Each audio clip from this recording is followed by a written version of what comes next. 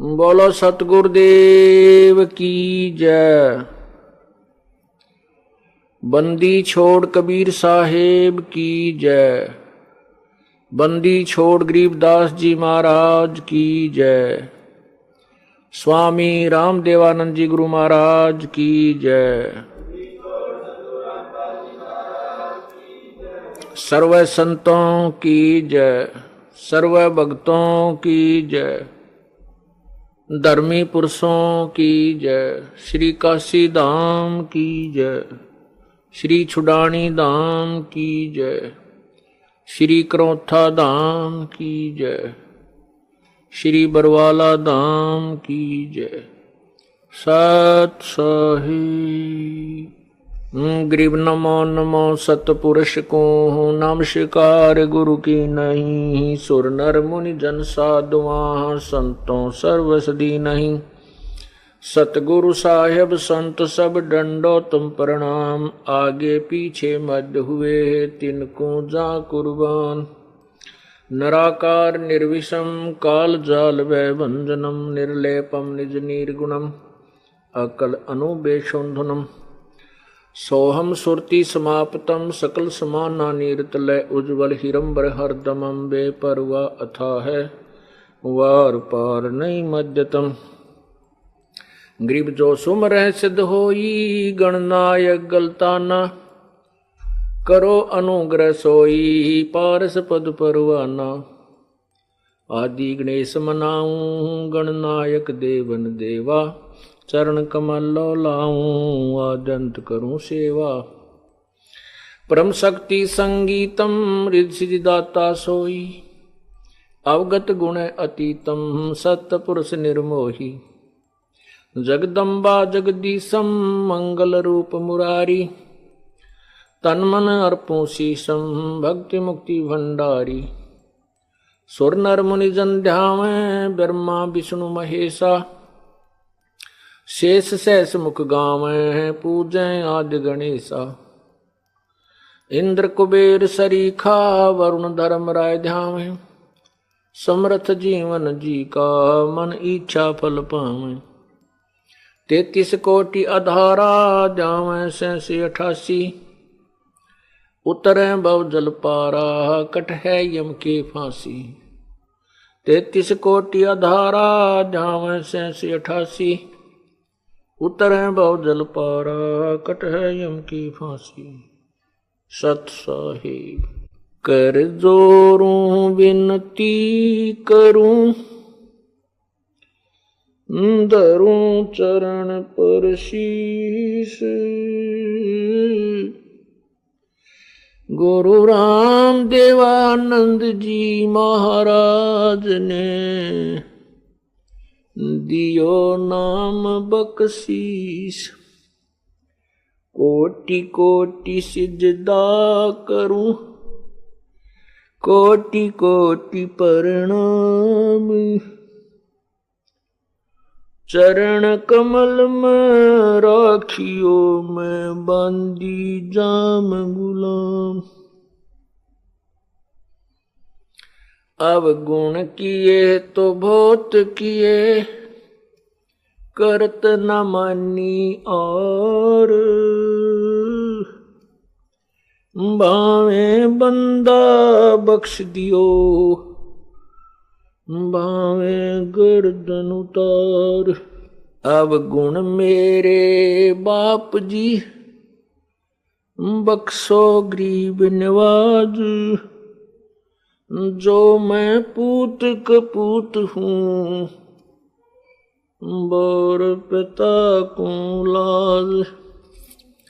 मैं अपराधी जन्म का नक्सक बड़े विकारी। तुम दाता दुखी भंजना मेरी करो संवर। कुत्ता तेरे दरबार का मोतिया मेरा नाम। गले प्रेम की जेवड़ी जहाँ खेचो वहाँ जाऊं मैं। तो करो तो बावड़ू, दूर दूर करो तो जाऊं। जो राखो तो ही रहूं, जो देवो सो खाऊं। जय इब कै सतगुरु मिले, सब दुख आँखों रो। चरणों ऊपर शीस धरूं, कहूं जो कहनी हो। कबीर गुरु जी मिलेंगे, पूछेंगे कुशलात। आद अंत की सब कहूं, अपने दिल की बात। गुरु जी तुम ना भूलियो, चाहे लाख लोग मिल जाही। हमसे तुमको बहुत है, तुमसे हमको नहीं। तुम्हारे विसारे क्या बने, मैं किसकी शरण में जाऊं। शिव ब्रंच मुनि नारदा, तिनके हृदय न समाऊं।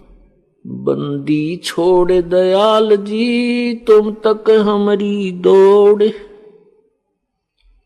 जैसे कागज हाज का, सूजत और न ठोरे। पूर्ण ब्रह्म कृपा निदान, सुन के सौ करतार। गरीब दास मुझ दीन की, रखियो बहुत संभार। राम नाम रटते रहो, जब तक घट में प्राण। कब हो तो दीन दयाल के, बनक पड़ेगी कान।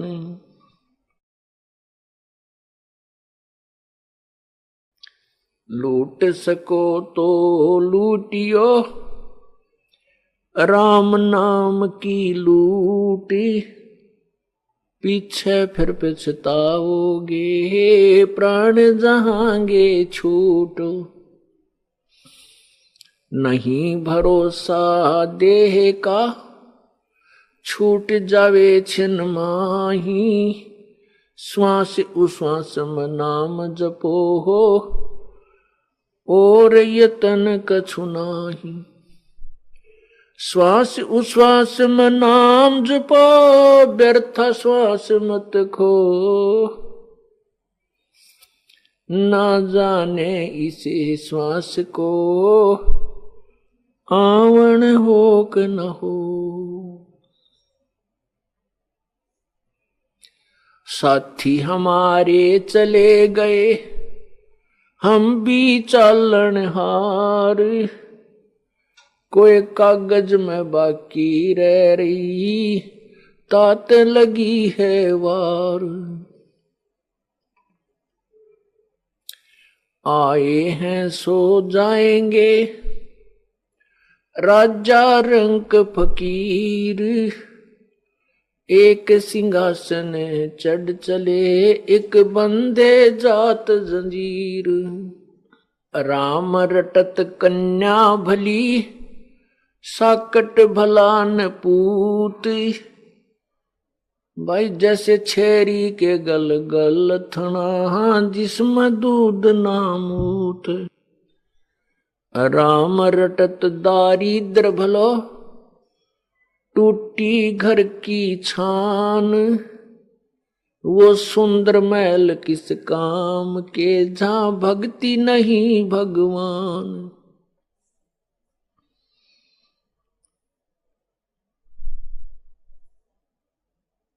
राम रटत कोड़ी भलो, चू चू पड़े जो चाम।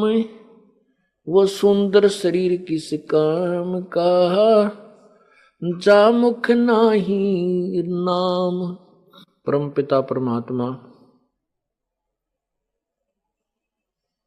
सर्व सृष्टि रचनहार कबीर देव, कबीर साहेब इस काल के लोक में सह शरीर आते हैं और सह शरीर चले जाते हैं।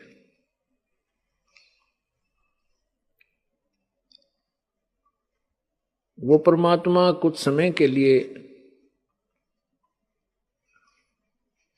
यहां रहते हैं और एक जन साधारण की भूमिका करते हैं। जब वो परमात्मा यहाँ आते हैं वो तत्व ज्ञान का प्रचार करते हैं,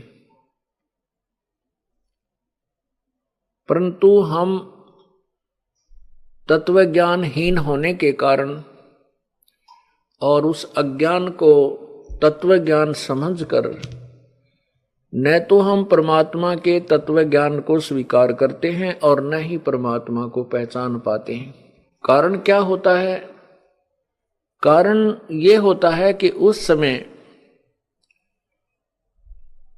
शास्त्र ज्ञान से वंचित और शास्त्रों का ही प्रमाण बताकर सभी गुरुजन शास्त्र विरुद्ध ज्ञान बता रहे होते हैं और हम उनके द्वारा बताए गए उस लोक वेद को, उस दंत कथा को शास्त्रों में वर्णित ज्ञान मानकर हम स्वीकार कर चुके होते हैं। वो परमात्मा जब आते हैं और वो कहते हैं कि जो ज्ञान तुम्हें बताया गया है ये शास्त्र के विरुद्ध है, यथार्थ ज्ञान ये है जो मैं तुम्हें बता रहा हूं। लेकिन हम अर्थात मानव समाज उस परमात्मा के उस तत्व ज्ञान पर विश्वास नहीं करता। क्यों नहीं करता? क्योंकि सभी सदग्रंथ जैसे पवित्र चारों वेद, पवित्र श्रीमद् भगवत गीता जी, पवित्र 18 पुराण और भी जिन शास्त्रों को हम प्रमाणित मानते हैं वे सभी संस्कृत भाषा के अंदर लिपिबद्ध होते हैं। परमात्मा अपने साधारण भाषा में, सिंपल लैंग्वेज में, उन्हीं शास्त्रों में छुपे गूढ़ रहस्य को अपनी कबीर वाणी के द्वारा, कबीर गिरह के द्वारा, अमृतवाणी के द्वारा लोकोक्तियों की अर्थात पद्य भाग की शकल में, पद्य भाग के रूप में वो उच्चारण करते हैं, उस ज्ञान को बोलते हैं। वो अज्ञानी ऋषि महर्षि, जिनको हम महर्षि कहते रहे, लेकिन वो बिल्कुल अज्ञानी थे। उनको ना वेदों का ज्ञान था, ना गीता जी का ज्ञान था, ना 18 पुराणों को वो समझ सके। उन ऋषियों और उस समय के गुरुओं किस समय जब परमात्मा आज से 600 वर्ष पूर्व आए थे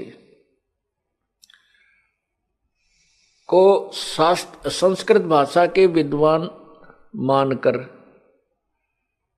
और हम ये सोच लेते थे कि जो सदग्रंथों के विषय में कबीर जी बता रहे हैं वो संस्कृत के अंदर लिखे हुए हैं। और वो अज्ञानी गुरुजन कहा करते थे कि ये जुलाहा, ये कबीर धानक, ये संस्कृत से अपरिचित है, ये संस्कृत भाषा नहीं जानता, इसलिए इसके द्वारा बताई गई जो शास्त्रों का ज्ञान है वो झूठा है। तो हम भी अशिक्षित थे, अर्थात हमारे पूर्वज उस समय अशिक्षित थे, वो भी संस्कृत भाषा से अपरिचित थे। और दूसरी तरफ परमात्मा कबीर जी भी अक्षर ज्ञान रहित लीला कर रहे थे। वैसे तो वो परमात्मा थे, वो सब अक्षरों को, सब भाषाओं को अच्छी तरह जानते थे, परंतु जो विद्वान की परिभाषा हमने जान रखी है वो भी विपरीत है। यजुर्वेद अध्याय नंबर 40 के मंत्र नंबर 10 व 13 में स्पष्ट किया है कि कोई तो अक्षर ज्ञान युक्त, जिसने थोड़ी सी विद्या अक्षर ज्ञान सीख लिया है, जानता है, उसको हम कोई विद्वान कहता है। और जिसको अक्षर ज्ञान नहीं है उसको हम विद्वान कह देते हैं। लेकिन विद्वान और अविद्वान की परिभाषा भी सत्य यथार्थ रूप में वो तत्वदर्शी संत ही बताएगा। तो पुण्यात्माओं, केवल एक भाषा के जान लेने से विद्वान महर्षि नहीं होते।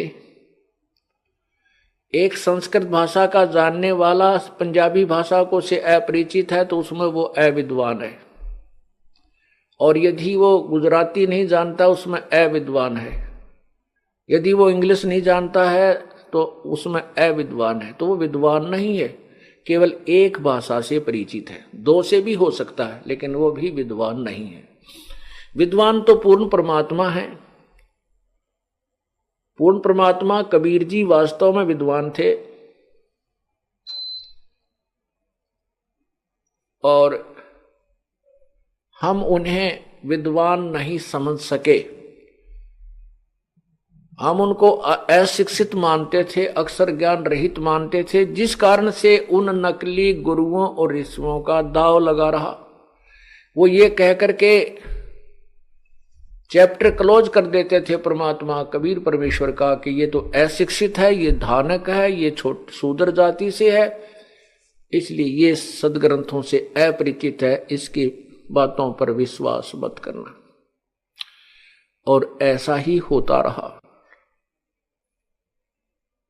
वो परमात्मा अपने तत्व ज्ञान को बताता है कि तुम कौन हो, कहां से आए थे, आपका यहां मानव शरीर प्राप्त करने का उद्देश्य क्या है, जिससे हम अपरिचित होते हैं। परमात्मा ने 600 वर्ष पूर्व जो अमृतवाणी उच्चारण की थी, लोकोक्तियों के माध्यम से, दोहावली, शब्दावली, इसमें इसको पद्य भाग बोलते हैं। तो इन पदों में, इन दोहों में, श्लोकों में परमात्मा ने वही अमृत ज्ञान भरा हुआ है जो अपने सदग्रंथों में संस्कृत भाषा में विद्यमान है। अब उस परमात्मा ने जो बताया था 600 वर्ष पहले, आज सदग्रंथों में हम उनको देख रहे हैं कि वो सत्य है। और जो लोकवेद, जो तत्व, जो दंत कथा वो ऋषि जन, गुरु जी हमें सुनाया करते थे, वो सदग्रंथों के विरुद्ध थी। इससे दो बातें सिद्ध हो गई हैं कि एक तो कबीर परमात्मा, कबीर जी जो हैं वो परमात्मा हैं, सारी सृष्टि के रचनहार हैं, और वास्तव में विद्वान सर्वज्ञ वही परमेश्वर कबीर जी ही हैं, जिनको हम गुरु मानते थे। गुरु का अर्थ होता है जो हमें मार्गदर्शन करे, हमें जो है ज्ञान समझाए, सच्चा ज्ञान दे, वो सदगुरु होता है। वैसे तो गुरु ही बहुत होता है, गुरु शब्द बहुत है। गुरु ही शब्द उसके लिए बोला जाता है जो अपने विषय में मास्टर होता है, अपने कार्य में जो कुशल होता है उसको गुरु बोलते हैं, और वो फिर दूसरों को बताता है वही यथार्थ ज्ञान, यथार्थ क्रिया, तो वो गुरु होता है। सतगुरु इसलिए कहना पड़ा क्योंकि झूठे गुरुओं की गिनती नहीं, इसलिए सतगुरु शब्द लगाना पड़ा। अन्य गुरु ठीक नहीं है, वो सही ज्ञान नहीं दे रहे, इसलिए सतगुरु जो सच्चा ज्ञान प्रचार करने वाला है वो सतगुरु। तो वो सतगुरु भी कबीर परमेश्वर है और गुरु भी वही है। गुरु कहो चाहे सतगुरु कहो, क्योंकि गुरु वही होता है वास्तव में जो सही ज्ञान मार्गदर्शन करे और अपने विषय में मास्टर हो। जैसे कोई चिनाई का काम करता है, कोई लोहार का काम करता है, कोई मैकेनिक है, कोई इलेक्ट्रॉनिक के अंदर काम कर रहा है, कोई कंप्यूटर में है, तो वो जो अपने विषय में मास्टर है, सही जानता है उसके विषय में और वो आगे पढ़ाता है, वो टीचर है, गुरु है। जो गलत पढ़ा रहा है वो गुरु की उपाधि तो प्राप्त कर ली उसने भोली जनता से, लेकिन वो गुरु नहीं है, क्योंकि वो मास्टर नहीं है, उस विषय में वो कुशल नहीं है।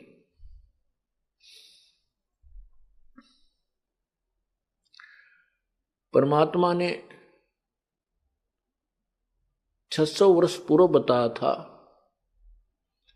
कि ब्रह्मा विष्णु महेश ये नाशवान है, अविनाशी नहीं है। इनके माता पिता हैं, जन्म मृत्यु होता है, ये केवल 3 गुणों से युक्त है। रजगुण ब्रह्मा है, सतगुण विष्णु है, तमगुण शिव जी है। और इनकी पूजा करने से आप इसी काल के जाल में बंधे रहते हो, पूर्ण मोक्ष प्राप्त नहीं करते। परमात्मा की अमर वाणी में लिखा है,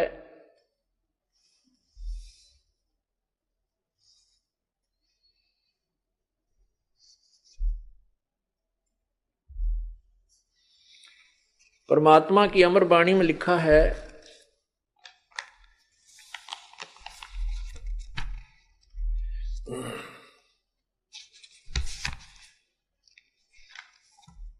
धर्मदास ये जग बोराना, कोई न जाने पद निर्वाण। यही कारण मैं कथा पसारा, जग से कहिए एक राम नियारा। परमात्मा अपनी सिंपल लैंग्वेज में बता रहे हैं जो सदग्रंथों के अंदर विद्यमान है। धर्मदास ये जग बोराना, कोई न जाने पद निर्वाण। निर्वाण पद मोक्ष मार्ग, पूर्ण मोक्ष मार्ग से कोई भी परिचित नहीं है। प्यारी आत्मा, अपनी प्यारी आत्मा धर्मदास जी को बंदी छोड़ कबीर परमेश्वर बता रहे हैं, जो आज से 600 वर्ष पूर्व परमात्मा ने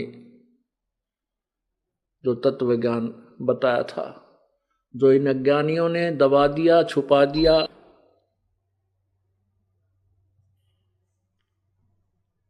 धर्मदास ये जग बोराना, कोई न जाने पद निर्वाण। यही कारण मैं कथा पसारा, जग से कहिए एक राम नियारा। यही ज्ञान जग जीव सुनावो, सब जीवों का भरम नसावो। अब मैं तुमसे कहूँ चिताई, सब त्रिदेवन की उत्पत्ति बाई। अब मैं तुमसे कहूँ चिताई, त्रिदेवन की उत्पत्ति भाई। कुछ संक्षेप कहूँ गहुराई, सब संशय तुमरे मिट जाई। भरम गए जग वेद पुराना, उस आदि राम का भेद न जाना। राम राम सब जगत बखाने, आदि राम को कोई बिरला ही जाने।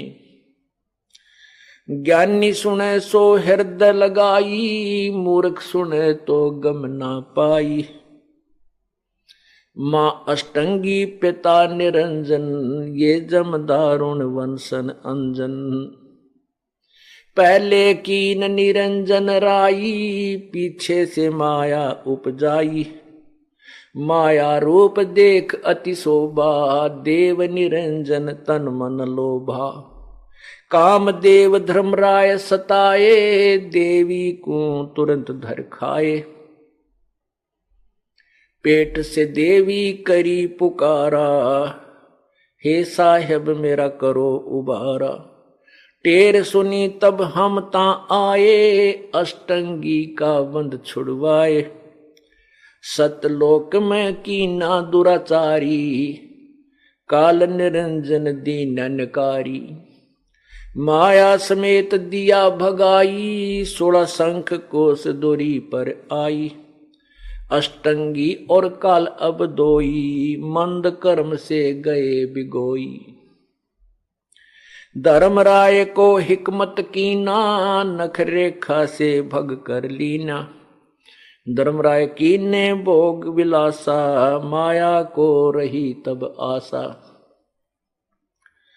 तीन पुत्र अष्टंगी जाए, ब्रह्मा विष्णु शिव नाम धराए। तीन देव विस्तार चलाए, इनमें ये जग धोखा खावे। पुरुष गम कैसे कोई पावे, काल निरंजन जग भरमावे। तीन लोक अपने सुत दीना, सोन निरंजन बासा लीना। अलख निरंजन सोन ठिकाना, ब्रह्मा विष्णु शिव भेद न जाना। तीन देव सो उसको ध्यावे, निरंजन का वे पार न पावे। अलख निरंजन बड़ा बटपारा, तीन लोक जीव करे आहारा। ब्रह्मा विष्णु शिव नहीं बचाए, सकल खाए पुन दूर उड़ाए। तिनके सुत हैं तीनों देवा, अंधर जीव करत हैं सेवा। अकाल पुरुष काहू नहीं चीन्या, ये काल पाए सभी गैलीना। ब्रह्म काल सकल जग जाने, आद ब्रह्म को ना पहचाने। तीनों देव और अवतारा, ताको भजे सकल संसारा। तीन गुणन का ये विस्तारा, धर्मदास मैं कहूँ पुकारा। गुण तीनों की भक्ति में ये भूल पड़ो संसार। कह कबीर निज नाम बिना भई कैसे उतरो पार।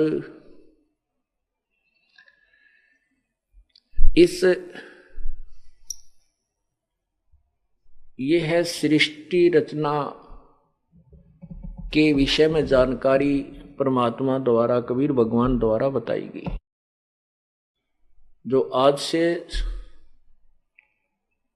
लगभग 600 वर्ष पूर्व अपनी अमृतवाणी में उन्होंने बताया था, ज्ञान सुनाया था। और यही आज हमारे सदग्रंथों में विद्यमान है।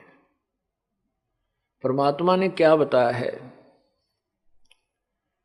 कि धर्मदास ये जग बोराना, ये पूरा संसार मानव समाज विचलित है, भ्रमित है, और कोई ना जाने पद निर्वाणा।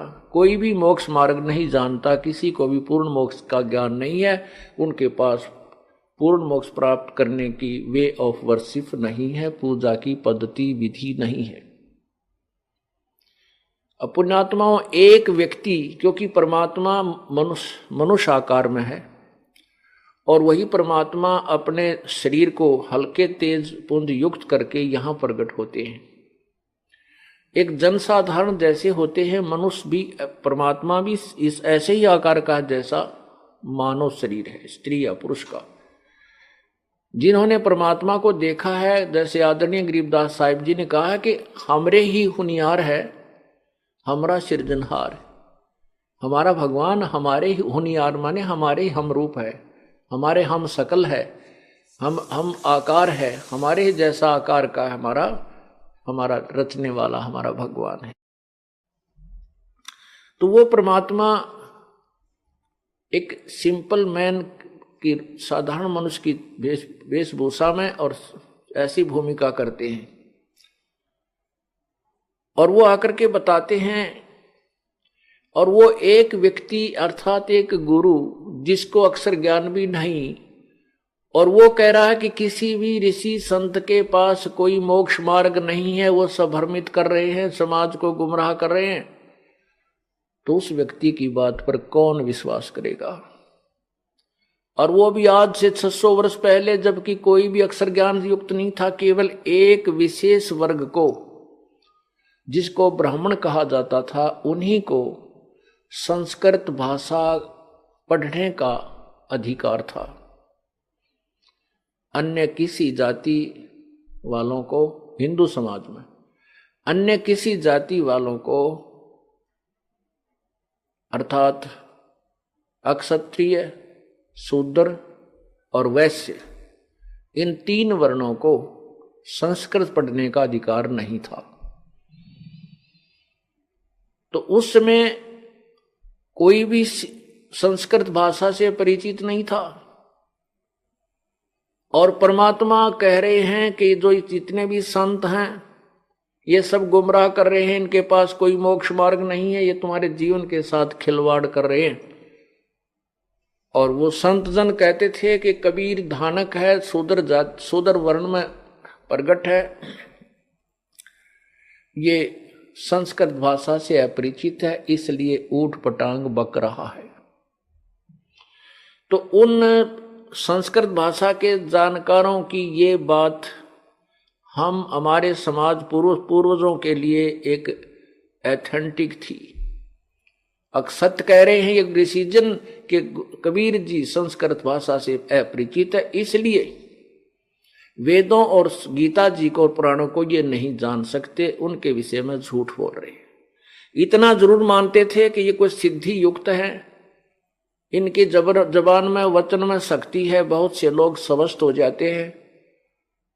और इसलिए परमात्मा के 64 लाख शिष्य तो बन गए थे, लेकिन उनको भगवान नहीं मानते थे। और ये भी नहीं मानते थे कि ये सत्य कह रहे हैं। उनके अनुयायी भी नहीं मानते थे इस बात को कि वेदों और गीता के बारे में जो कबीर जी बता रहे हैं ये ठीक होगा। ये दीवार क्यों बनी रही? क्योंकि हम अशिक्षित थे। मानव समाज अशिक्षित था, श्रद्धालु भक्तजन जो है अशिक्षित थे। आज परमात्मा ने ये भी कृपा बख्श दी कि सभी मानव समाज को शिक्षित कर दिया, और वही सदग्रंथ जिनको हम प्रमाणित और सत्य मानते हैं आज हम पढ़ सकते हैं, हम उनको समझ सकते हैं। और उनको समझ कर ही दास ने ये तुलना की है कि कबीर जी ने जो कहा है वह सदग्रंथों में प्रमाणित है।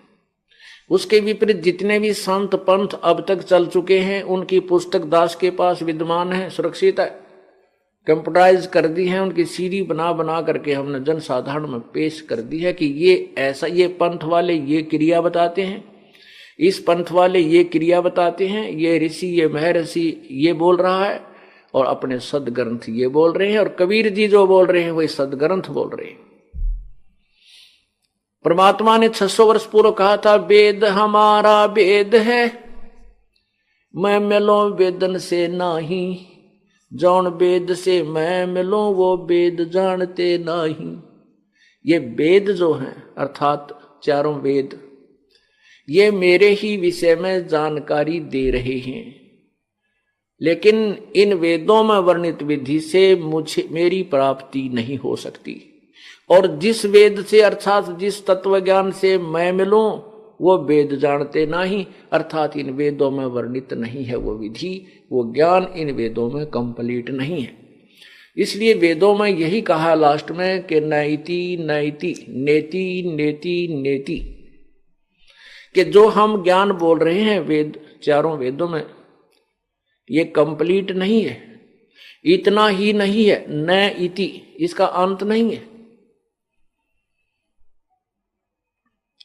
और जो सवसम ज्ञान सवसम वेद परमात्मा ने जो कबीर वाणी कबीर सागर में और कबीर शब्दावली के माध्यम से कबीर बीजक के माध्यम से जो ज्ञान प्रचार किया है वो कंप्लीट स्पिरिचुअल नॉलेज है, वो पूर्ण आध्यात्मिक ज्ञान है।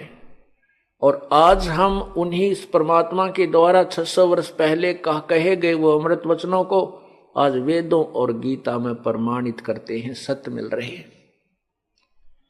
तो यहां क्या बता रहे हैं कि धर्मदास ये जग बोरा ना, कोई न जाना पद निर्वाणा, कोई नहीं जानता मोक्ष मार्ग को। आज ये दास कह रहा है, जैसे प्रारंभ में और वैसे भी जैसे दास जब सर्विस करता था वहां प्रचार जब इस ज्ञान से परिचित हुआ, फिर दूसरे अपने साथियों से या औरों को भी कोई मिलता रिश्तेदार उनसे कहता कि किसी के पास भी मोक्ष मार्ग नहीं है, किसी भी संत पंथ जो आज बोलबाला है, जिनके करोड़ों शिष्य है, उनके पास भक्ति मार्ग यथार्थ नहीं है, वो गुमराह करे। तो मेरे ज्ञान, इस दास के द्वारा बताए गए भगवान वाले ज्ञान को, कबीर परमात्मा द्वारा बताए गए ज्ञान को जो दास प्रचार करता था, ये तो मान लेते थे कि आप कह तो सत्य रहे हो, लेकिन ये बात आपकी बिल्कुल व्यर्थ लगती है कि किसी भी संत के पास मोक्ष मार्ग नहीं है वर्तमान में। उनके इतने शिष्य जो हैं वो क्या मूर्ख हैं? वहाँ IAS अफसर हैं, वहाँ पर मजिस्ट्रेट भी, जज भी जाते हैं, वो सब शिष्य हैं उनके। क्या वो सब मूर्ख हैं? नहीं। मैं उनसे ये भी कहता था कि वो मूर्ख नहीं है, वो केवल एक अक्षर ज्ञान से परिचित हैं और अपने पूर्व कर्मों के पूर्व पुण्यों के कारण वो आज किसी उच्च पद को प्राप्त है, लेकिन वो भक्ति मार्ग में बिल्कुल जीरो हैं। आध्यात्मिक ज्ञान से वो अपरिचित हैं, -0 हैं। वो चाहे IAS है, चाहे IPS है, चाहे CM है, चाहे PM है। वो एक अबोध बालक है। अबोध बालक को जो गुरु पद पर बैठा है, वो किसी प्रकार भी बहका दे, उसको मानना पड़ता है। वो सत्य कहे चाहे असत्य कहे।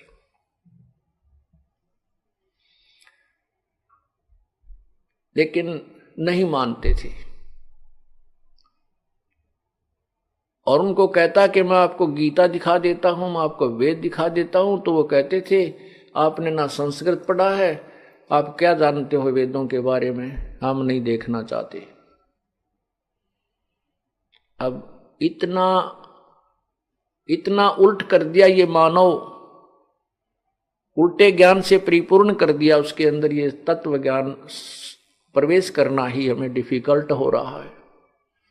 गुरुओं गाम बिगाड़े संतो, गुरुओं गाम बिगाड़े, गुरुओं गाम बिगाड़े संतो, गुरुओं गाम बिगाड़े, और ऐसे कर्म जीव कहला दिए, ईब जड़े नहीं जाड़े।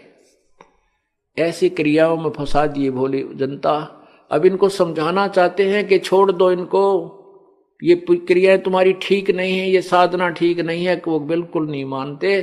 कहते हैं अब जड़े नहीं झाड़े, अब वो छुड़वाने से नहीं छोड़ पा रहे। उसमें धर्मदास जी ने भी यही कहा था, प्रभु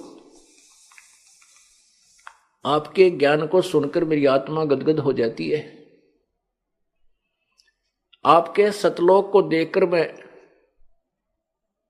परिचित हो चुका हूं कि आप ही प्रभु हैं, आप ही परमेश्वर हैं, आप ही यहां लीला करने आए हुए हैं, आप ही हमें इस काल के जाल से छुड़ाने के लिए यथार्थ ज्ञान बता रहे हो। लेकिन परमात्मा ये संसार तो नहीं मानेगा। तो क्या कहते हैं परमात्मा? धर्मदास ये जग बोराना, कोई न जाने पद निर्वाणा, यही कारण मैं कथा पसारा, जग से कहिए एक राम न्यारा।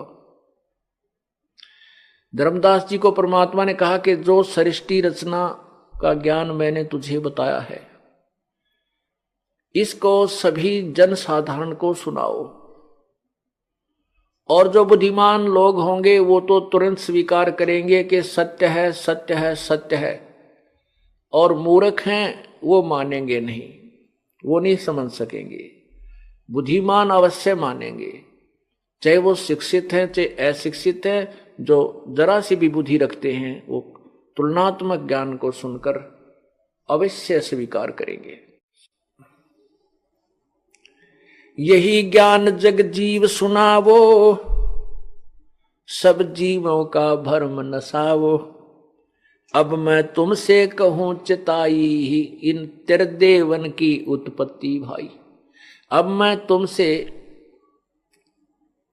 धर्मदास तुझे बताता हूं, सावधान होकर सुन। इन तीनों देवताओं ब्रह्मा, रजगुण ब्रह्मा, सतगुण विष्णु, तमगुण शिव जी की उत्पत्ति, इनका जन्म बताता हूं।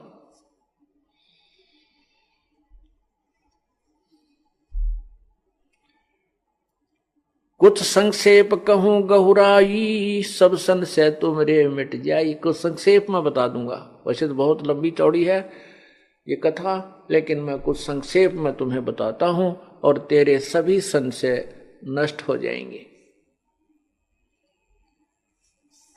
भरम गए जग वेद पुराना, आदि राम का भेद न जान्या। राम राम सब जगत बखाने, आदि राम कोई बिरलाए जाने।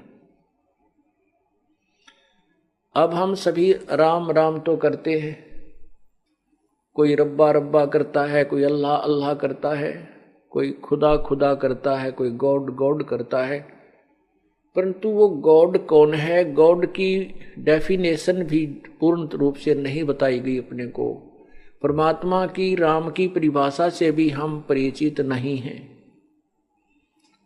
राम राम तो सभी कहते हैं, भगवान भगवान सभी कहते हैं, लेकिन आदि राम कोई बिरला जाने। आदि राम सबसे पहले के प्रभु, परिभू, स्वयंभू। यजुर्वेद अध्याय नंबर 40 के मंत्र नंबर 8 में कबीर मनीषी, ओहो, शुक्रम अकायम ऐसनाविरम परिभू स्वयंभू व्यवधाता।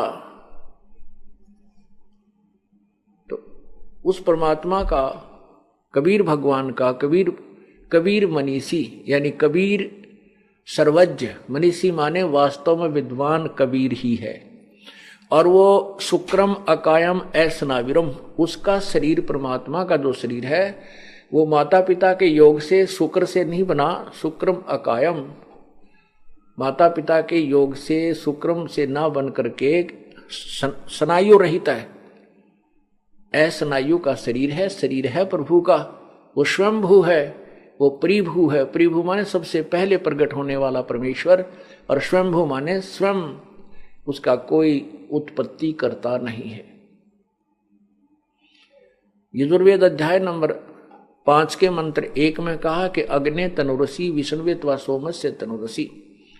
वो परमात्मा सशरीर है, और उस परमात्मा का सबके पालन करने के लिए शरीर भी शरीर है, जो अतिथि रूप में यहाँ आता है। और वो कबीर मनीषी है। शुक्रम अकायम ऐसनाविरम व्यवधाता परिभू स्वयंभू, ये उस कबीर भगवान के विषय में कहा है। कहते हैं जो मैं तुझे ज्ञान सुना रहा हूं, जो मूर्ख लोग होंगे, जो जैसे गीता जी के अध्याय नंबर 7 के श्लोक नंबर 12 से लेकर 15 में स्पष्ट किया है, गीता ज्ञान दाता अर्थात काल ब्रह्म बोल रहा है। वो कह रहा है कि इन तीनों गुणों के द्वारा जो भी होता है, रजगुण ब्रह्मा, सतगुण विष्णु, तमगुण शिव जीता है। रजगुण ब्रह्मा से जीवों की उत्पत्ति यानी एक रजोगुण प्रेरित करके सबकी संतान उत्पत्ति करवाता है, और विष्णु जी की जो सतोगुण से हम एक दूसरे में मोह पैदा कर लेते हैं, एक दूसरे में आसक्त हो जाते हैं, इतनी दृढ़ हो जाते हैं कि हमारे बस की बात नहीं कि हम अपनी संपत्ति, संतान या किसी माता पिता या पति पत्नी से अपना मन हटा सकें। इतना जबरदस्त जो हमारे अंदर दबाव है एक दूसरे का, और ये मालूम है कि हम कल मृत्यु को प्राप्त हो जाएंगे, हमारा कोई नहीं है। ये ज्ञान होते हुए भी हम नहीं उनसे दूर हो सकते। ये सतिथि बनाने का जो गुण है, ये सतोगुण है, ये श्री विष्णु जी में है। और संहार करने का गुण जो तमोगुण है, वो भगवान शंकर में है। हम इन तीनों गुणों से के द्वारा यहां पर एक दूसरे से कहते हैं, तीनों गुणों के द्वारा जो कुछ भी हो रहा है ये मुझसे ही जान। रजगुण ब्रह्मा से उत्पत्ति, सतगुण विष्णु जी से सतिथि, और तमगुण शंकर जी से संहार, ये जो कुछ भी हो रहा है ये मेरे से ही जान। काल भगवान कह रहा है कि जो भी ये क्रिया तीनों कर रहे हैं, ये मैं ही उसका मुख्य कारण हूं। कारण क्या है कि इस काल भगवान को श्राप लगा है, साप लगा है। 1 लाख जीव प्रति मानव शरीरधारी प्राणियों का निताहार करने का, और 1.25 लाख की उत्पत्ति करने का।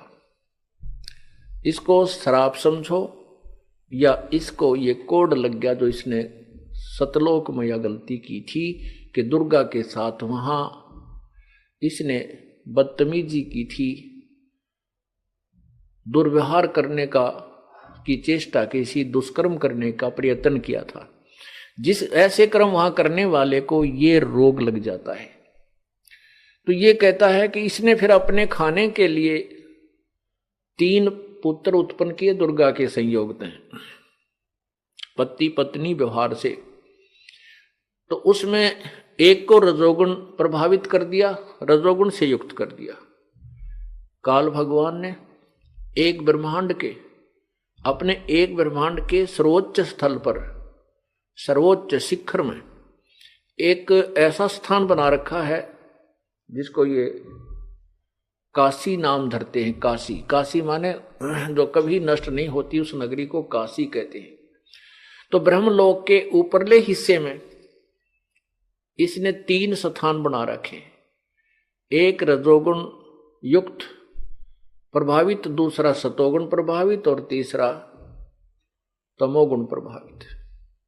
दुर्गा और ये काल ब्रह्म, जिसमें ये रजोगुण प्रभावित क्षेत्र में होते हैं, उसमें इन दोनों का के वहां रहने से और विलास करने से जो पुत्र उत्पन्न होता है वो ऑटोमेटिकली सबतः रजोगुण से युक्त हो जाता है।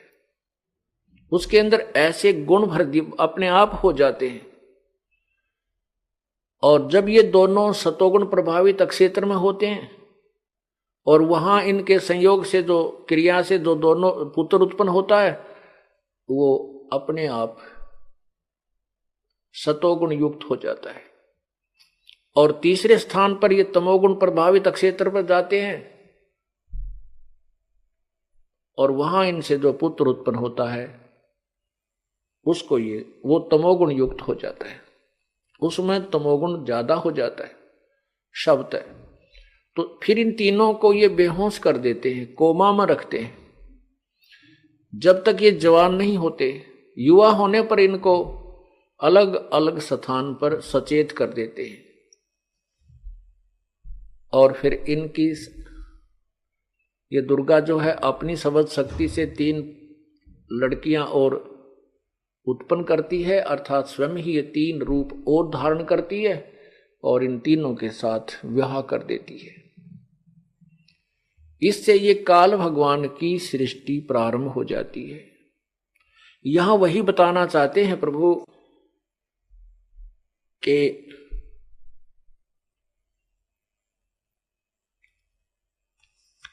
आप ये ज्योति निरंजन जो काल भगवान है, वो गीता जी के अध्याय नंबर 7 श्लोक 12 से 15 में क्या बता रहा है कि इन तीनों गुणों के द्वारा जो भी हो रहा है, रजगुण ब्रह्मा, सतगुण विष्णु, तमगुण शिव जी से उत्पत्ति सतिथि और संहार, इसका मुख्य कारण मैं ही हूं। लेकिन मैं इनमें नहीं हूं, ये मुझ में नहीं है, क्योंकि ये काल इनसे अलग रहता है और वहां से रिमोट से सब कार्य यही कराता है। जैसे रिमोट से हम अपने यहां बैठे दूर दूर जो है ना टीवी से भी को भी चलाते हैं, और अब तो इतनी अच्छी टेक्निक हो गई है कि ऊपर आकाश में छोड़े गए रॉकेट और उनको यहां से ही कंट्रोल, नीचे से ही रिमोट से कंट्रोल किया जाता है। ऐसे ही परमात्मा अपने प्रत्येक प्रभु, जैसे काल अपने 21 ब्रह्मांडों को इसी प्रकार अपने वचन, अपनी शक्ति से वो कंट्रोल करता है। पूर्ण परमात्मा सभी ब्रह्मांडों को वही अपनी रिमोट से सबको कंट्रोल करता है। ज्ञानी सुने सो हृदय लगाई, मूर्ख सुने तो गम न पाई। गम माने समझ नहीं सकता, इस भेद को नहीं ग्रहण करते। क्या बताने जा रहे हैं कि मैं जो बताने जा रहा हूं इसको विद्वान पुरुष तो स्वीकार कर लेंगे, लेकिन 7वें अध्याय के, गीता जी के 7वें अध्याय से के 12 से लेकर 15 तक में वर्णित जो व्यक्ति हैं वो नहीं समझ पाएंगे। क्या बताना चाहते हैं? मां अष्टंगी पिता निरंजन, ये जम दारुण वंशन अंजन। इस ब्रह्मा विष्णु महेश की, रजगुण ब्रह्मा की, सतगुण विष्णु की, तमगुण शिव जी की के माता तो है, माता पिता कौन है? दुर्गा इनकी माता है, और ज्योति निरंजन ये सदा शिव, काल ब्रह्म, महाविष्णु जिसको कहते हैं, ये इनका पिता है।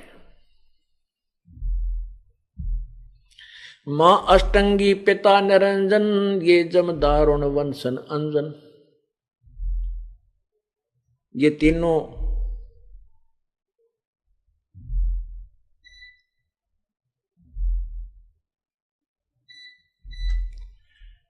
तीनों जो है, इनके माता तो अष्टंगी यानी दुर्गा है और पिता ज्योति निरंजन है। और ये दारुण माने दुस्तर, ये खतरनाक इन्हीं के वंश हैं। रजगुण ब्रह्मा, सतगुण विष्णु, तमगुण शिव जी, ये इस दुर्गा और शिव के ही, इसके ज्योति निरंजन अर्थात ब्रह्म के ही वंश हैं, इन्हीं के पुत्र हैं। ये खतरनाक है। और वही गीता जी बता रही है,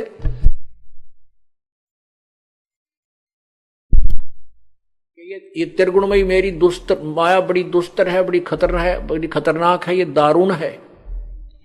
और वही परमात्मा बता रहे हैं कबीर जी कि इनके माता तो अष्टंगी है और पिता ज्योति निरंजन काल है, और ये दारुण वंश नंदन, ये उसी के निरंजन के अंश हैं, ये खतरनाक हैं। पहले कीन निरंजन राई, पीछे से माया उपजाई। अब सृष्टि रचना के अंदर आता है कि सर्वप्रथम परमात्मा पूर्ण ब्रह्म सतपुरुष कबीर देव, सतपुरुष इसकी उपाधि है। सतपुरुष का अर्थ होता है अविनाशी परमात्मा, और कबीर देव इनका वास्तविक नाम है। ये परमात्मा कबीर देव सर्वप्रथम अनामी लोक में, अकय लोक में रहता था। सबसे पहले केवल एक अकय लोक था। उसके बाद इसी प्रभु ने नीचे के अगमलोक, अलखलोक और एक सत्यलोक, इन 3 लोकों का और निर्माण किया। वो तीनों अविनाशी रूप में उनको स्थापित किया। वहां पर फिर अपने वचन से 16 सतलोक के अंदर उस परमात्मा ने फिर ऊपर से 3 रूप और बनाए अन्य। वो अगमलोक में अगम पुरुष रूप में विराजमान हुए, अलखलोक में अलख पुरुष नाम से विराजमान हुए, और सतलोक में ये सतपुरुष नाम से विराजमान हुए। सतलोक के अंदर इन्होंने फिर अन्य कंस्ट्रक्शन की, अपनी समझ शक्ति से 16 द्वीप बनाए। उसके बाद इन्होंने 16 शब्दों से 16 पुत्रों की उत्पत्ति की। प्रत्येक पुत्र को एक एक द्वीप में रहने का आदेश दिया। कुछ दिनों के उपरांत परमात्मा ने अपने पुत्र अचिंत से कहा कि आप सतलोक की अन्य रचना कीजिए।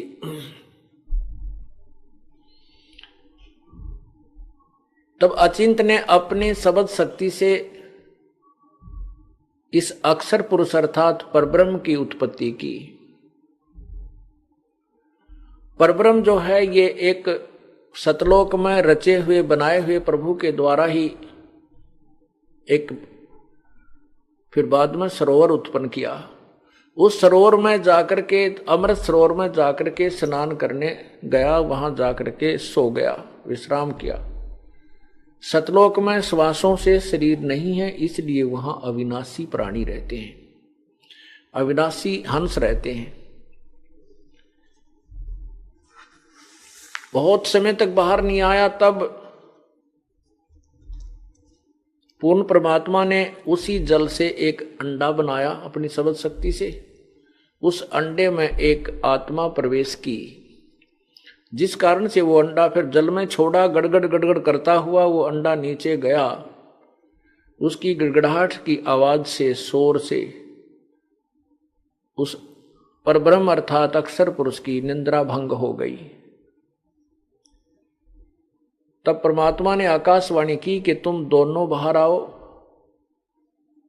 अक्षर पुरुष ने अपनी निंद्रा भंग होने के कारण दुखी होकर, कुपित होकर अंडे को देखा था, जिस कारण से अंडा फट गया। 2 भाग होते ही उसमें से ज्योति निरंजन निकला। इन दोनों को बाहर बुलाया और कहा कि तुम अचिंत के लोक में रहो, उस द्वीप में रहो। ये तीनों के तीनों एक द्वीप में रहने लगे। उसके बाद परमात्मा ने अचिंत से आगे सृष्टि करने की शक्ति वापस ली और स्वयं हम हंस आत्माओं की अपने वचन से, अपने ही शरीर से सबकी उत्पत्ति की। वह हमारा मानव सदृश शरीर है, वह हमारा मानव सदृश शरीर था और शेष जो वहां पर रह रहे हैं उनका भी मानव सदृश शरीर है। उनका शरीर असनाविरम अकायम शुक्रम अकायम, वो बिना स्नायवी का, बिना नाड़ी नूड़ी का बना हुआ है। और वहां हमारे शरीर का जो चमक है, नूर है, जो शोभा है, वो 16 सूर्य जितने प्रकाश जितनी है, इतनी चमक है हमारे शरीर। उस वहां के रहने वाले जो आत्माएं हैं, जो हंस हैं, जो वहां रहते हैं, उनकी इतनी, तो हमारी भी ऐसे ही हमारा शरीर था। उस कुछ समय उपरांत इस ज्योति निरंजन, इस निरंजन ने सोचा कि मैं अलग से स्थान प्राप्त करूं। ये स्थान हमारे लिए कम है। हम 3 एक द्वीप में रहते हैं और हमारे अन्य जो पहले उत्पन्न 16 भाई, जो 15 हैं, वो एक एक द्वीप में रह रहे हैं। इसलिए इसने एक पैर पे खड़ा होकर के 70 युग तक तप किया। जब ये तप कर रहा था तो हम सभी इसके ऊपर उस तप को देखकर, इसकी उस एक्टिंग को देख करके हम प्रभावित हो गए। हम इतने प्रभावित हो गए कि हम हृदय से इसको चाहने लगे, किसको? ज्योति निरंजन, इस काल को। और हम अपने उस सुखदाई भगवान को भूल गए। उस सुखदाई जिसने वहां सब सुख दिया हुआ था, कोई कष्ट नहीं था, कोई रोग नहीं था, कोई भूख प्यास अकाल मृत्यु नहीं थी। हम उस भगवान को छोड़ करके इस काल के ऊपर आसक्त हो गए, हृदय से चाहने लगे। परमात्मा ने रह रहकर आकाशवाणी की, बहुत बार समझाया कि तुम इस ज्योति निरंजन की क्रिया को मत देखो, तुम मस्त रहो। लेकिन हम ऊपर से तो सावधान हुए, पर अंदर से उसकी चाह नहीं गई। ये एक नियम है कि जहां आशा ता बासा हुई। जब 70 युग तप इसने किया तो प्रभु ने पूछा, परमेश्वर कबीर जी ने पूछा कि क्या चाहता ज्योति निरंजन? तब इसने कहा, पिताजी मुझे ये स्थान कम है, अलग स्थान दे दो। परमेश्वर कबीर देव ने कहा कि तेरे 70 युग के तप के बदले में मैं तुझे 21 ब्रह्मांड देता हूं। जैसे कोई साहूकार पिता अपने पुत्र को 21 प्लाट दे दे कि ये तेरे हिस्से के हैं, ये ले लीजिए। केवल खाली जमीन, खाली प्लाट। तब इसने सोचा कि इसमें कुछ कंस्ट्रक्शन भी होनी चाहिए, वो मटेरियल भी मुझे प्राप्त करना है पिताजी से। 70 युग तप फिर किया। जब 70 युग तप इसने किया तो प्रभु ने पूछा कि क्या चाहता है? इसने बताया कि मुझे कुछ कंस्ट्रक्शन मटेरियल दीजिए, रचना की सामग्री दीजिए। परमात्मा ने इसको 3 गुण 5 तत्व प्रदान कर दिए कि ले खेल बेटा खिलौनों से। उसके बाद इसने 70 युग तप फिर किया कि इसमें छोटे मोटी कंस्ट्रक्शन भी कर लूंगा, तो फिर जीव भी चाहिए, अकेला करूंगा क्या इतने बड़े ब्रह्मांडों में। तो इसने 64 युग तप जब किया दोबारा, तो प्रभु ने पूछा कि क्या चाहता है ज्योति निरंजन?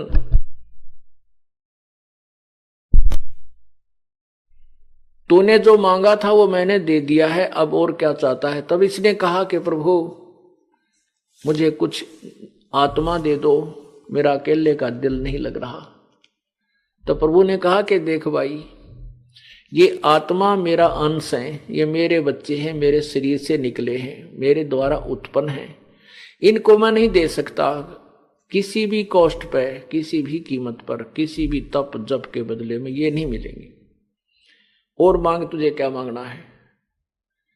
हाँ, एक बात है, यदि कोई सब इच्छा से तेरे साथ जाना चाहता है यहां से कोई आत्मा, उसको आप, वो जा सकता है, मैं उसको आज्ञा दे दूंगा।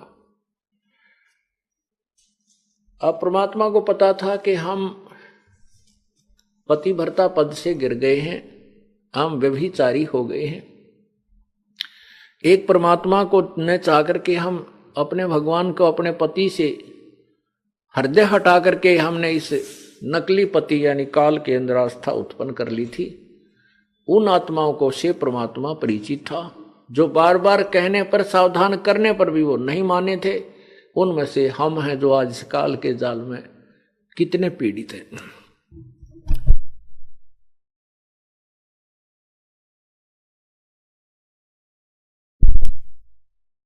वही सजा हमें यहां मिली हुई है।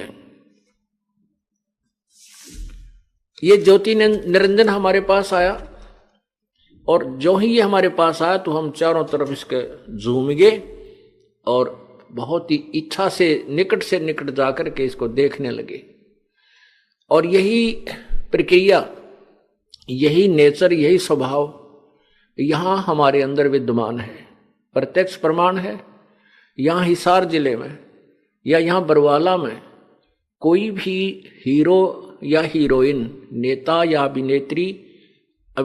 अभिनेत्री आ जावे और वहां देखो फिर इन बालकों का, बच्चे जो नौजवान हैं, अरीब तक बूढ़े भी घाट ना रह रहे, नरी पिक्चर देखें तो देखो वहां ये परमात्मा वो खड़ा है कम से कम 1 किलोमीटर दूर किसी स्टेज पर, और वहां देखे एडी उठा कर देख रहे, वो खड़ी वो खड़ा,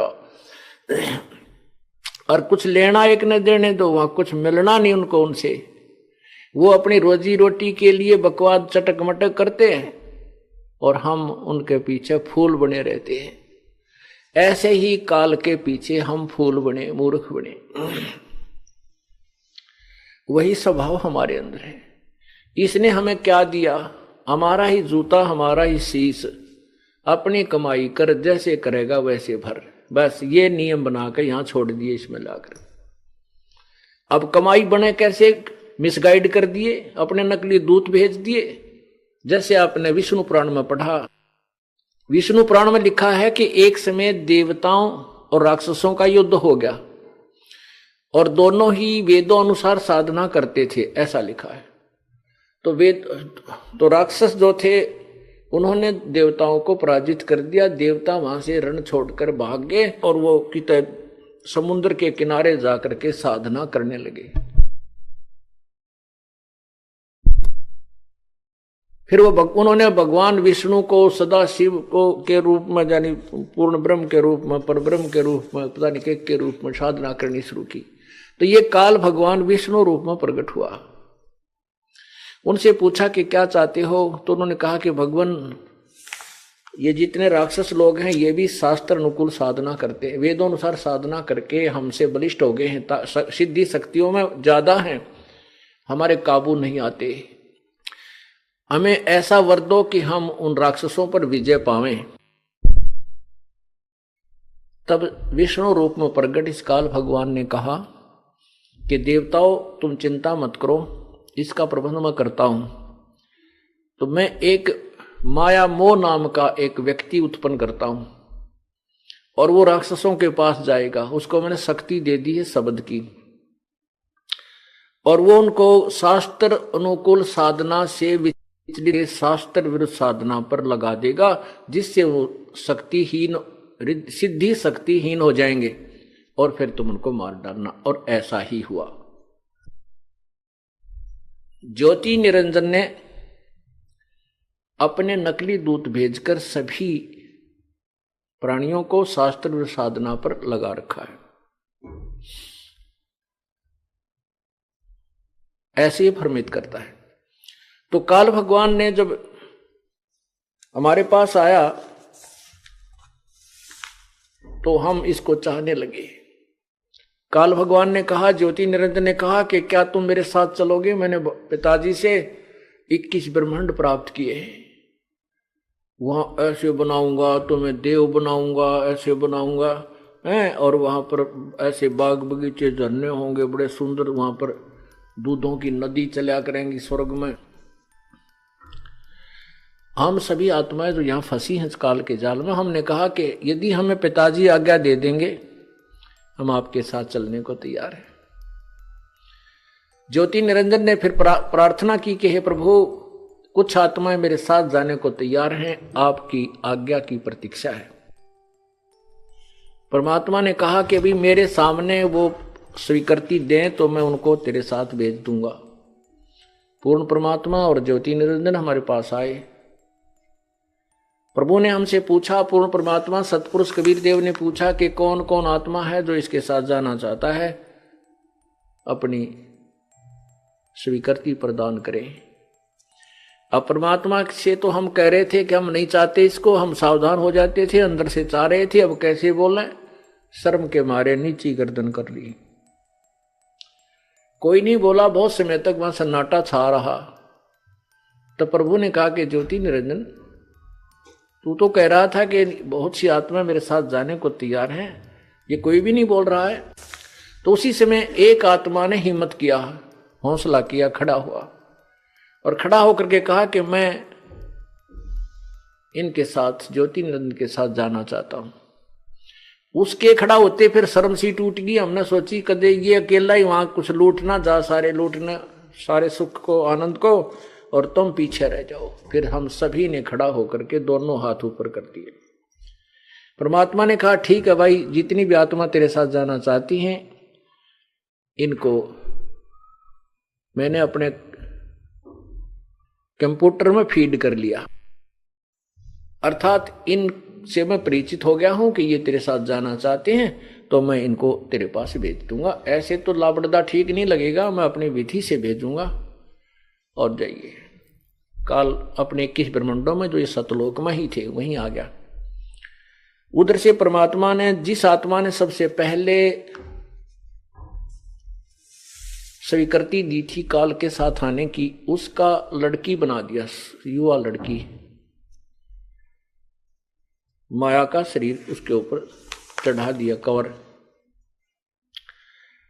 लेकिन परमात्मा ने उसको प्रजनन इंद्रिय नहीं लगाई थी, काल की अंतिम नीचता देखने के लिए। बाकी पूर्ण रूप से युवा लड़की बनाई और उसके अंदर शब्द शक्ति से सभी आत्माओं को प्रवेश कर दिया और उससे कहा कि बेटी मैंने तेरे को शब्द शक्ति प्रदान कर दी है और सभी आत्माएं जो उसके साथ जाना चाहती थी निरंजन, ज्योति निरंजन के साथ, वो तेरे अंदर प्रवेश करती हैं और आप वचन से जितो भी बोलोगे उतने ही नर और मादा उत्पन्न हो जाएंगे।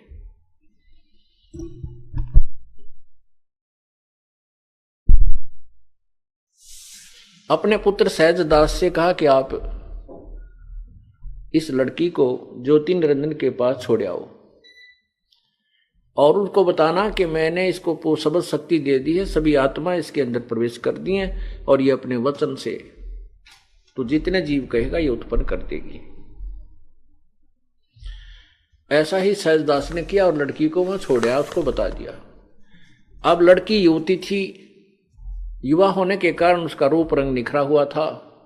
ज्योति निरंजन के मन में दुष्टता उत्पन्न हुई और पुण्यात्माओं यही दुर्भावना, ऐसी ही ये बैड नेचर, बुरा स्वभाव यहां भी विद्यमान है। आप देखते हो बहन बेटियां अकेली कहीं नहीं जा सकती क्योंकि राक्षस स्वभाव के उसी से प्रेरित लोग ना जाने क्या दुष्कर्म कहां कर डाले। ये उस वहीं से काल के मन के अंदर जो दुर्भावना थी वो सब प्राणियों में विद्यमान हो गई है, क्योंकि यथा राजा तथा प्रजा बन जाती है।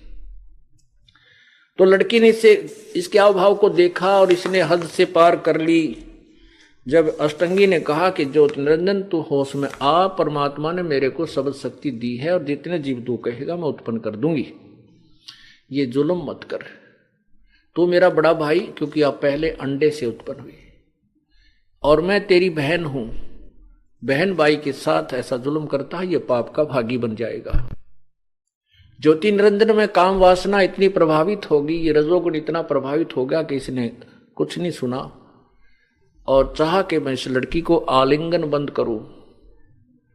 उसी समय उस लड़की ने सूक्ष्म रूप बनाया और जो ही उसने अभद्र ढंग से मुंह खोला हुआ था हवस के कारण, उसके मुख के माध्यम से पेट में प्रवेश किया और वहां जाकर के प्रभु परमात्मा कबीर देव से प्रार्थना की, है पिताजी मेरे साथ ऐसे ऐसे इसने बदतमीजी की। परमात्मा ने पता था कि तुमने इसे लड्डू देगा, यो एक बार जाओ इसके साथ, लेकिन हम मान नहीं रहे थे। हम अपनी जिद पर इतने हो जाते हैं नालायकी के कारण और फिर बहुत ज्यादा कष्ट उठाते हैं। एक लड़की, ये दास जब सर्विस करता था तो वहां वो मजदूरी करने आई हुई थी और रो रही बुरी तरह। 2 बच्चे उसके वहीं खेल रहे, वहां पर एक को तो उसने कपड़ा सा बांध के वृक्ष के लटका रखा और एक वो मिट्टी में पड़ा रो रहा, और वो भी रोए। जब उससे पूछा बहन क्यों रो रही है, क्या बात है, तब उसने सारी कहानी बताई कि मैं अपने पैर पे आप कवाड़ा मार के आई हूं। कारण बताया कि मैं एक अच्छे घर की लड़की थी और जो मेरा पति है वो वहां सर्वेंट था, नौकरी करता था, और हम फिल्म देखा करते। फिल्म में कोई किसी तो ब्याह करवा ले है, कोई किसी तो बस प्रेम कर लेते हैं। तो वो देख करके मैं भी प्रेरित होगी, नादान बुद्धि थी, और मैंने इसके साथ शादी कर ली। मेरे पिताजी बहुत नटे, आखिरी सांस तक उसने यहां तक भी कह दिया, हमारे माता पिता ने सारी कुछ समझाई, बेटी तो बहुत दुख पाओगी, तो भावना उस बह रही है इस नालायक के कारण, तेरा ब्याह करना हम कर देंगे कि तो अच्छी तरह करेंगे बेटा, शादी करवानी है तो हम कौन से नहीं करेंगे। लेकिन मैंने अपने पिता और माता की कोई बात नहीं सुनी, इसके साथ मैं फरार होगी। हमने कोर्ट में शादी कर ली। अब ना तो माता पिता थे, कति कट ऑफ कर लिया उन्होंने, और ये शराब पीता है, मैं मजदूरी करती हूं और समय पर रोटी नहीं मिलती। नो कह कवा फेर फूट फूट कर रोने लगी कि अब क्या इलाज इस बात का। तो वही दशा हमारी हुई। हम अपने पिता की उस बड़ी थाली को लात मारे, जहां हर चीज विद्यमान थी, बगैर काम किए वहां मिलता था, बड़ा भंडारा था उस भगवान का, और वहां बिना परिश्रम के हमें सब कुछ आनंद ही आनंद था। और इस काल के साथ हम मना करते करते अपनी ही सोच से सोचकर इसके साथ आ गए, तो इसने हमारे को ये टिंडे दिए जो ही हमने पता है, कोई गधा बना रखा है, कोई गधी बना रखी, कोई कुतिया, कोई कुत्ता, कोई सूर, कोई कैंसर से पीड़ित है, किसी के कोई बीमारी है, किसी का बेटा मर गया, किसी की बेटी विधवा, और हाहाकार आग लगा रखी है पूरे 21 ब्रह्मांड में। तब परमात्मा ने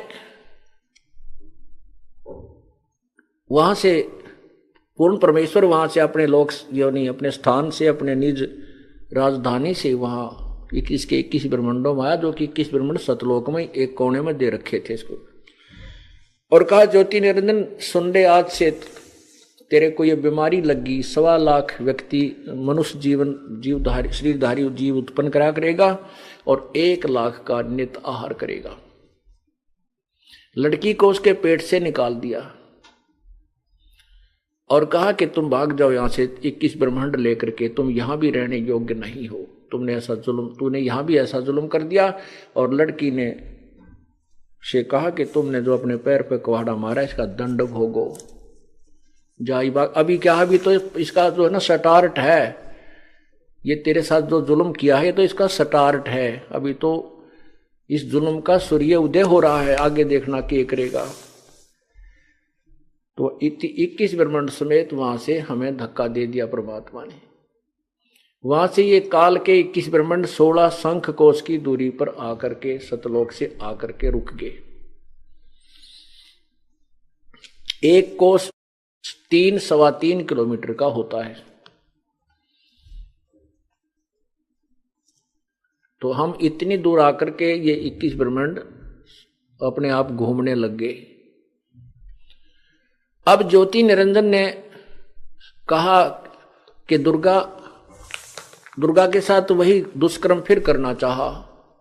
दुर्गा ने कहा कि तू मेरा कुछ ध्यान कर ले ज्योति निरंजन, एक तो पहले तो तू मेरा बड़ा भाई, मैं तेरी छोटी बहन, क्योंकि तू पहले अंडे से उत्पन्न हुआ, उसके बाद हमारी जीव आत्मा रूप में हमारी उत्पत्ति उसी पिता से हुई। अब मैं तेरे पेट से बाहर निकल के आई हूं तो मैं तेरी बेटी होगी। यानी उस लड़की ने उसको हर शर्मिंदगी यानी हर प्रकार से कोशिश की कि अपनी इज्जत की रक्षा करूं, लेकिन नहीं माना। उसने अपने नाखूनों से, नख से प्रजनन इंद्रिय यानी भग बनाया और लड़की से जबरदस्ती शादी करके 3 पुत्रों की उत्पत्ति की। अब इस श्लोक को, इस सेंटेंस को क्लियर करने के लिए यहां तक की कथा आपको सुनानी पड़ी। मां अष्टंगी पिता निरंजन, ये दम जारुण वनसन अंजन। पहले कीन निरंजन राई, पीछे से माया उपजाई। पहले ज्योति निरंजन की उत्पत्ति की अंडे में, और पीछे से दुर्गा की उत्पत्ति की। उस आत्मा को लड़की अष्टंगी बनाया, दुर्गा बनाया, जिसने सर्वप्रथम इस काल के साथ आने की सहमति व्यक्त की थी। पहले मां अष्टंगी पिता निरंजन, ये जम दारुण वंशन अंजन। पहले कीन निरंजन राई, और पीछे से या दुर्गा उपजाई। माया रूप देख अति शोभा, देव निरंजन तन मन लोभा। दुर्गा का सुंदर रूप देख के इस काल का जो है, काल इस पर आसक्त हो गया। काम देव धर्मराय सताए, देवी को तुरंत धर खाए। इस काल के अंदर यह विषय वासना रजोगुण इतना प्रभावित हो गया कि इसने दुर्गा के साथ दुष्व्यवहार करना चाहा, तो दुर्गा इसके पेट में चली गई, अर्थात इसने उस देवी को खा लिया। पेट से देवी करी पुकारा, हे साहेब मेरा करो उभारा। हे भगवान मुझे बचाओ। टेर सुनी तब हम ता आए, अष्टंगी का बंध छुड़वाए। काल के पेट से बाहर निकाली, बंधन छुड़वाया। सतलोक में कीन्हा दुराचारी, काल निरंजन दीना नकारी। सतलोक के अंदर इन्होंने दुराचार किया, इसलिए काल को वहां से, सतलोक से निकाल दिया। माया समेत दिया भगाई, 16 शंख कोस दूरी पर आई। परमात्मा यहां आए जब कहा था कि 16 शंख पर हमरा तकिया, गगन मंडल के जिंदा, हुक्म हिसाबी हम चल आए, काटन युम का फंदा। 16 शंख पर हमरा तकिया, तकिया माने हमारा स्थान, सर्वोच्च स्थान। तकिया सिरहाने लगाते हैं ना हम, इसलिए तकिया। सर्वोच्च स्थान पर हमारा वो तकिया, यानी सबसे ऊंचे स्थान को कहते हैं, वहां हमारा तकिया है। 16 शंख कोस पर हमारा तकिया, गगन मंडल के जिंदा, हुक्म हिसाबी हम चल आए, काटन काल का फंदा।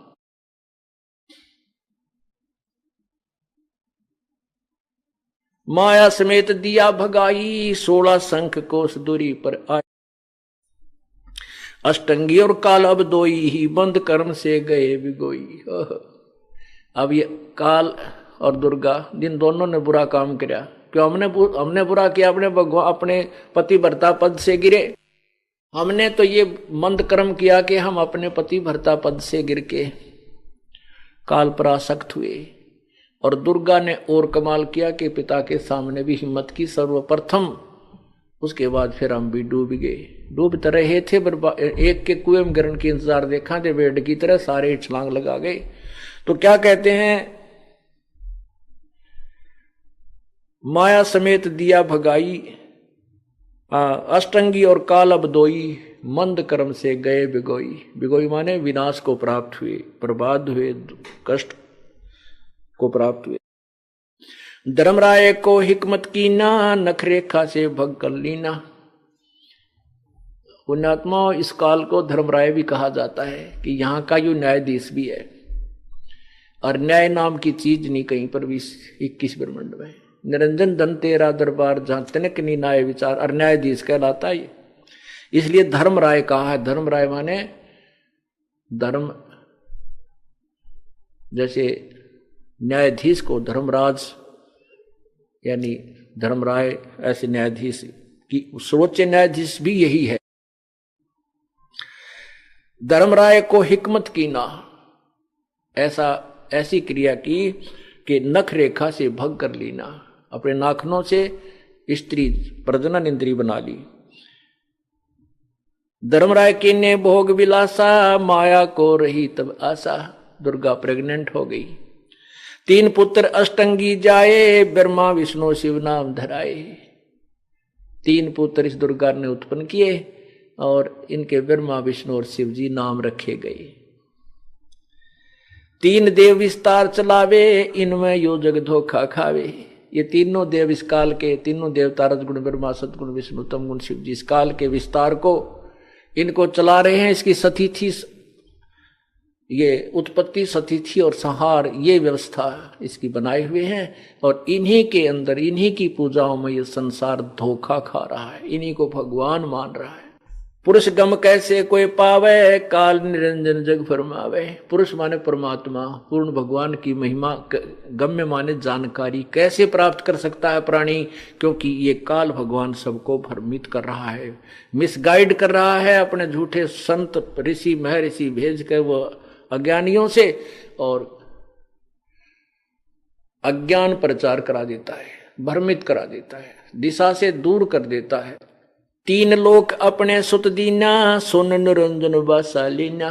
तीन पुत्र, तीन लोक।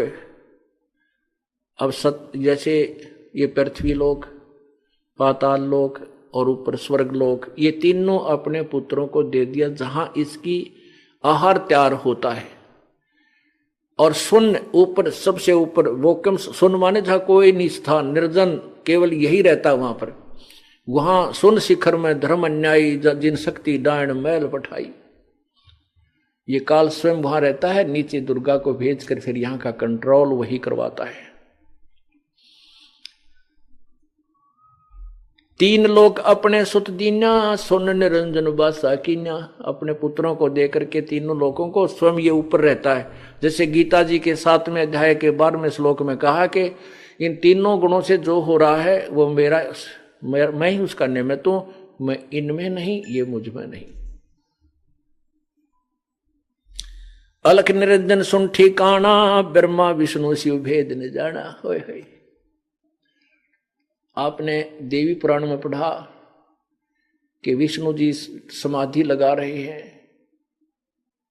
12,000 वर्ष तक समाधि लगाई। और विष्णु पुराण में भी लिखा है कि भगवान विष्णु ने 12,000 वर्ष तक समाधि लगाई, लेकिन भगवान नहीं मिला। तो ये तीनों देवताओं ने भी अपने पिताजी के दर्शन करने का प्रयत्न किया, अपनी जो वेदों वर्णित विधि से कोशिश की, परंतु ये काल भगवान को भी नहीं प्राप्त कर सके, क्योंकि वेदों में वर्णित विधि से परमात्मा प्राप्ति नहीं हो सकती। उससे सिद्धियां आ जाती हैं, स्वर्ग महास्वर्ग आदि की प्राप्ति हो सकती है, देवपद प्राप्त हो सकता है, जन्म मृत्यु समाप्त नहीं हो सकता, और परमात्मा के दर्शन साक्षात्कार नहीं कर सकता। श्रीमद् भगवत गीता जी अध्याय नंबर 11 के श्लोक 47-48 में कहा कि मैंने जो ये विराट रूप दिखाया है, ये मेरा वास्तविक रूप है, ये मेरा काल रूप है। और इस मेरी प्राप्ति अर्थात मेरे इस रूप के दर्शन, उसकी प्राप्ति न वेदों वर्णित विधि से, न किसी क्रिया से, न जप से, न तप से, किसी प्रकार भी नहीं हो सकती। इति सिद्धम, वेदों में वर्णित विधि से भी मुझे यानी परमात्मा प्राप्ति नहीं है। इन्होंने वेदों का ओम मंत्र और काल के द्वारा प्रेरित किया गया तपो तपो तप करो, ये भ्रमित ज्ञान दोनों को मिलाकर के साधनाएं शुरू की। इनमें सिद्धियां आ गई। जैसे लोक रचन एक सिद्धि है, वो ब्रह्मा को दीन एक ब्रह्मा को देती, मनुष्यों के शरीर रचान की यानी प्रेरणा करने की, ये रजोगुण प्रधान इसको कर दिया। तो ये सिद्धियां प्राप्त हो जाती हैं, प्रभु प्राप्ति नहीं होती। तो इस प्रकार शिव जी ने भी काफी वर्षों तक साधना की, ब्रह्मा ने भी साधना की, भगवान नहीं मिला। आखिर में इन्होंने अपनी ही सोच थ्योरी बना दी कि परमात्मा निराकार है, उसका कोई आकार नहीं, और वेदों में लिखे ज्ञान से सिर्फ ये कह दिया कि उसका प्रकाश देखा जा सकता है। अरे भगवान बिना प्रकाश कैसा? जैसे कोई कहे सूर्य निराकार है, सूर्य का प्रकाश ही देखा जा सकता है, सूर्य तो है ही नहीं, वो दिखाई देता ही नहीं, तो वो ब्लाइंड है, उनको ज्ञान वाली आंखें नहीं हैं, वो अंधे हैं जो रॉन्ग स्टेटमेंट बता रहे हैं। सुनी सुनाई वो भी अंधों से ही सुनी हुई। यदि आंखों वाला बताता, तत्वदर्शी संत बताता, तो ये नहीं कहता कि परमात्मा का प्रकाश ही देखा जा सकता है, परमात्मा निराकार है। नहीं, सूर्य के बिना प्रकाश किस चीज का हो सकता है? किसी का नहीं। जो प्रकाश, जैसे ही हम शेड में बैठे हैं, हमें बाहर प्रकाश नजर आ रहा है। अब हम कहें कि प्रकाश दिखाई देता है सूर्य का, लेकिन सूर्य निराकार है, वो दिखती ही नहीं। क्या ये स्टेटमेंट ठीक हो सकती है? ये तो सही है कि प्रकाश दिखाई दे रहा है, लेकिन है किसका? वो सूर्य का ही है, तो शेड से बाहर नजर आ रहा है, शेड के अंदर भी चमक रहा है, रिफ्लेक्शन होकर आ रहा है। तो इस प्रकार इन अज्ञानी ऋषियों ने, महर्षियों ने परमात्मा की परिभाषा को ही बदल डाला, अपनी सोच के, अपने ही जो अनुभव के शास्त्र बना डाले। तो हम जो अनुयायी थे, श्रद्धालु थे, उन्होंने वेद और गीता को पढ़ने की, जानने की चेष्टा नहीं की, उनके द्वारा दी गए अपने अनुभव को ही फाइनल मानकर आश्रित हो गए। ये काल जो है सब जीवों को भ्रमित कर रहा है। तीन देव जो उसको ध्यावे, निरंजन का वो पार न पावे।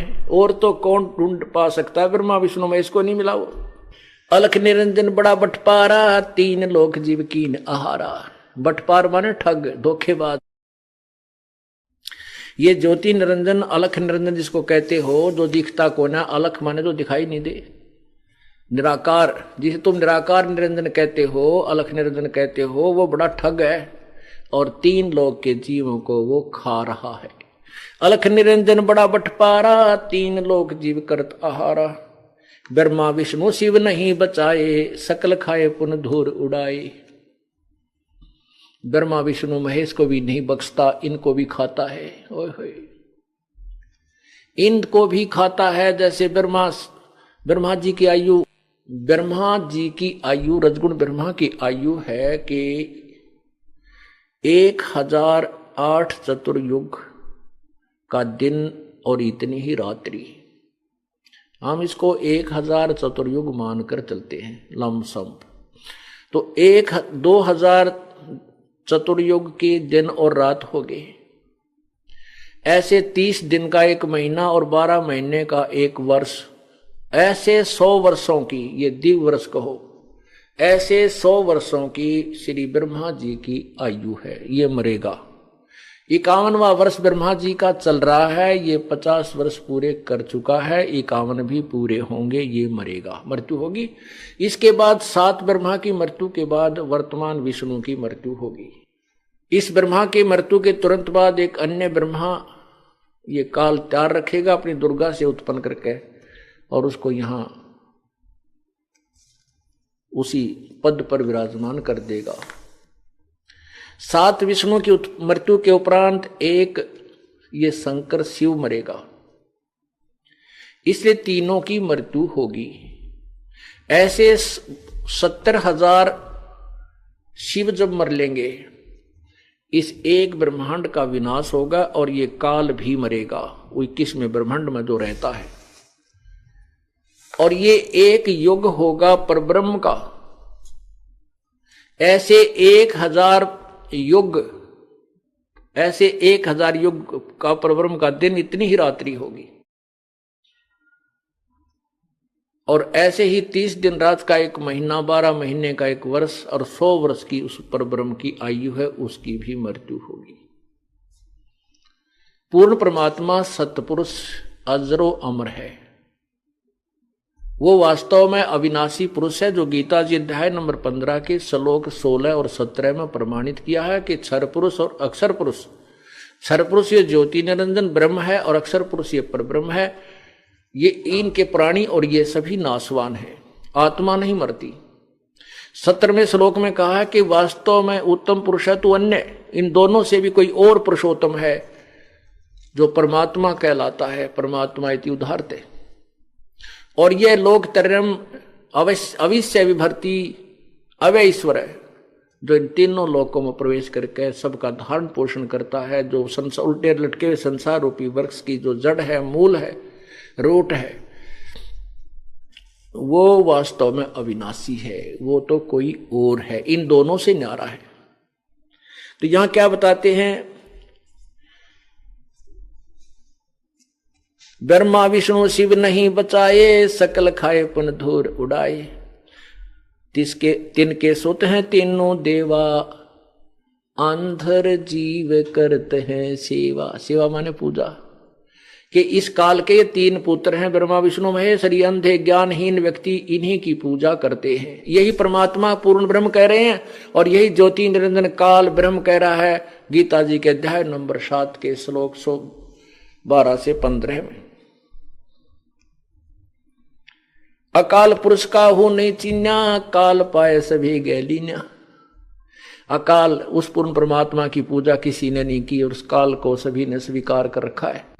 ब्रह्म काल सकल जग जाने, आदि ब्रह्म को ना पहचाने। 3 देव और अवतारा, ताको भजे सकल संसारा। ये तीनों देवता ब्रह्मा विष्णु महेश और इन्हीं के द्वारा इन्हीं के अवतारों को राम कृष्ण आदि को सब संसार भज रहा है, पूज रहा है, इन्हीं की पूजा करता है।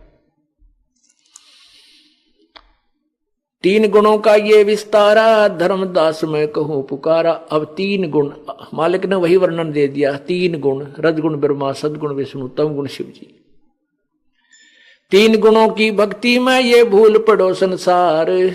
3 गुणों की भक्ति में, रजगुण ब्रह्मा, सदगुण विष्णु, तम गुण शिव जी की भक्ति में, 3 गुणों की भक्ति में ये भूल पड़ो संसार।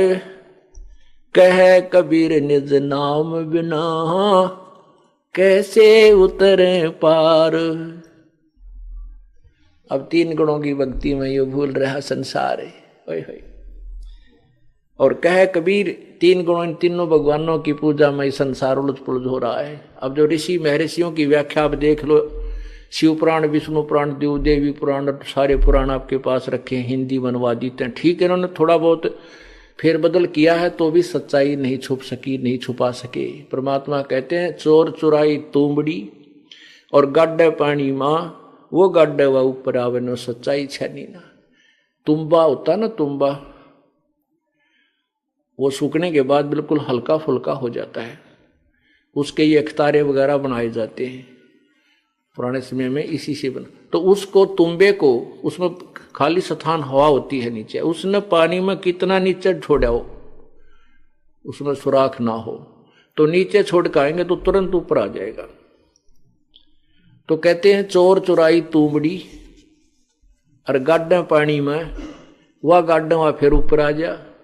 तो इन्होंने कोशिश की अज्ञान अनुवाद करते समय सदग्रंथों में उलट पुलट करने की, लेकिन कहां तक छुपा सकते थे। वो सच्चाई छनी ना, वो सच्चाई छुपी नहीं रह सकी, वो आज हमारे समक्ष विद्यमान है। उन्हीं के द्वारा अनुवादित में ही बहुत कुछ सच्चाई है और यथार्थ अनुवाद इस दास ने किया है गीता जी का। उसको पढ़ को देखो, गहरी नजर गीता में, आप समझ जाओगे कि सचमुच आज तक हमें कुछ भी ज्ञान नहीं था। हम भक्ति भी कर रहे थे, वो शास्त्र विरुद्ध थी। गीता जी अध्याय नंबर 16 के मंत्र 23 में कहा कि शास्त्र विधि को त्याग कर जो मनमानी पूजाएं करते हैं, आचरण करते हैं, उनको कोई लाभ नहीं होता, ना सिद्धि होती, ना सुख होता, ना उनकी गति होती। और तीन ही वस्तु के लिए हम परमात्मा की साधना उपासना किया करते हैं। सत सही।